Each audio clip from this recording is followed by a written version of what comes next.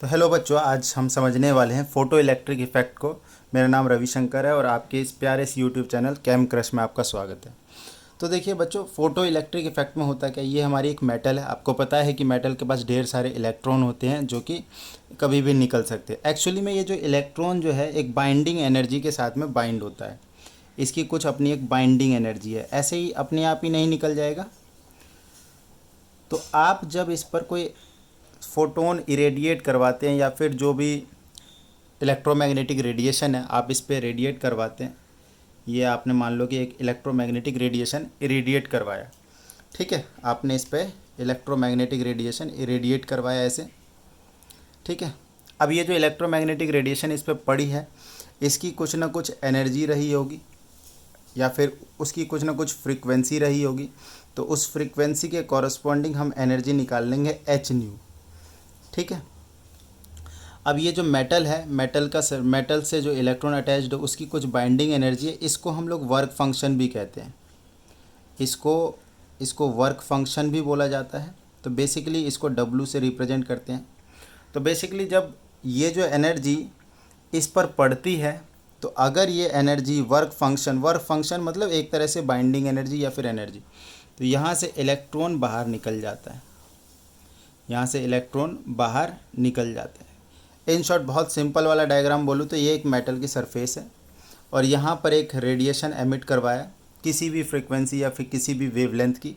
तो यहाँ से एनर्जी का निकल जाना ही इलेक्ट्रोमैग्नेटिक और फोटो इलेक्ट्रिक इफ़ेक्ट कहलाता है। ठीक है, तो इसकी डेफिनेशन क्या बोलेंगे? डेफिनेशन बोलेंगे emission of electron when an electromagnetic radiation of frequency nu are irradiated or strike on the metal surface। तो ये इसका छोटा सा डेफिनेशन हो जाता है कि मेटल के सरफेस पे अगर हम एक एनर्जी या फिर एक फ्रीक्वेंसी या फिर एक इलेक्ट्रोमैग्नेटिक रेडिएशन जिसकी एनर्जी एच न्यू है रेडिएट करवाते हैं, तो यहाँ पे देखो जो इलेक्ट्रॉन निकला है, इस निकले हुए इलेक्ट्रॉन की जो काइनेटिक एनर्जी वो कितनी हो जाएगी? Half mv² mass of electron velocity of electron. Velocity of electron speed of light से कम होती है यूजुअली। ठीक है, स्पीड ऑफ लाइट के बराबर नहीं होती है और इसका अपना एक वर्क फंक्शन है। तो ध्यान से देखो, work function equals to h nu naught. ये न्यू नॉट क्या? ये है थ्रेशोल्ड एनर्जी, थ्रेशोल्ड फ्रीक्वेंसी। तो ये जो वर्क फंक्शन हो गया एक थ्रेशोल्ड एनर्जी भी हो गया, मतलब मिनिमम फ्रीक्वेंसी इतनी होनी चाहिए सो दैट कि इलेक्ट्रॉन यहाँ से निकल पाए। कि अगर आप ये जो रेडिएशन इस पर डाल रहे हैं, अगर इसकी फ्रीक्वेंसी थ्रेशोल्ड फ्रीक्वेंसी से कम हुई तो कोई इलेक्ट्रॉन इजेक्टेड नहीं होगा, एमिटेड नहीं होगा। बात समझ में आ रही है? ओके, ये जो एनर्जी हमने डाली है ये है एच न्यू। और ये बेटा जो इलेक्ट्रॉन जो निकला है इसको हम लोग फोटो इलेक्ट्रॉन भी कहते हैं। फोटो इलेक्ट्रॉन, क्योंकि एक तरह से हम फोटोन स्ट्राइक करवा रहे हैं। आप कुछ भी कह सकते हो, बहुत सारे नाम है। आप इसको इलेक्ट्रोमैग्नेटिक रेडिएशन बोलो, नॉर्मल एनी एनर्जी बोल दो या फोटोन बोल दो, उसकी वजह से यहाँ से फोटो इलेक्ट्रॉन बाहर निकले।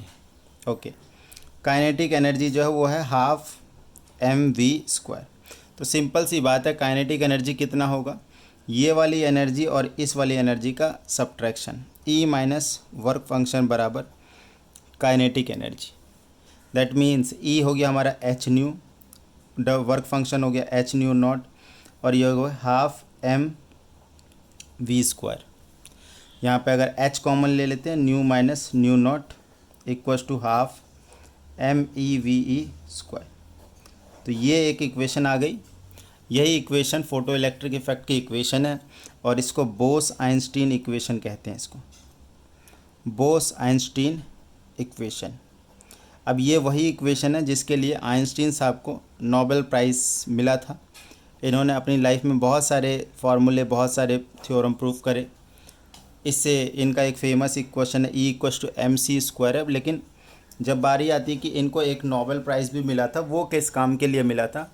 तो आइंस्टीन को नोबेल प्राइज़ फॉर जनरेटिंग या फिर developing the this photo electric equation, जिसको हम लोग बोस आइंस्टीन इक्वेशन के नाम से भी जानते हैं। ठीक है, तो ये एक छोटा सा टॉपिक है क्लास 11th केमिस्ट्री से, जिसको आप देख सकते हैं। ठीक है, ओके, थैंक यू।